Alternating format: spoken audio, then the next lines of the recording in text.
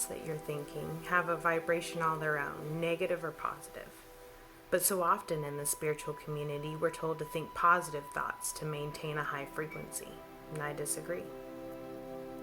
This dimension acts in duality, showing us light so we can understand dark, sadness so we can understand happiness and truly appreciate it when the experience comes. If we don't sit with our emotions, good or bad, we simply abandon ourselves. Pushing away those emotions relays to them that they aren't good enough. It also signals to your inner self that you aren't worthy of complete love and presence unless you're happy. When you experience a negative thought and lean into it, you're able to uncover the emotion that's at its core. As the emotions supporting the negative thoughts are brought to the light of our consciousness, we then can work with that and what they bring up.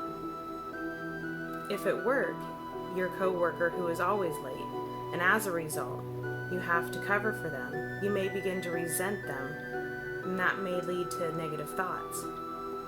Stop and ask yourself why you resent covering for them. Do you feel that it may be unfair, perhaps?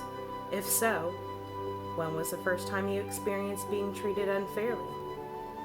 These negative thoughts can be a messenger to fractured aspects if we allow them. Diving into being treated unfairly, you may find that as a child your youngest sibling never got chores or got into trouble while you cleaned up after everyone and were never appreciated for doing so. This is an invitation to embrace this fractured aspect and show the compassion that was never received. As we do so, that trauma cycle begins to break down, and if that aspect is integrated, you may find that the situation that initially led you here will resolve itself. Negative thoughts begin to affect our vibration when they are ignored or obsessed over.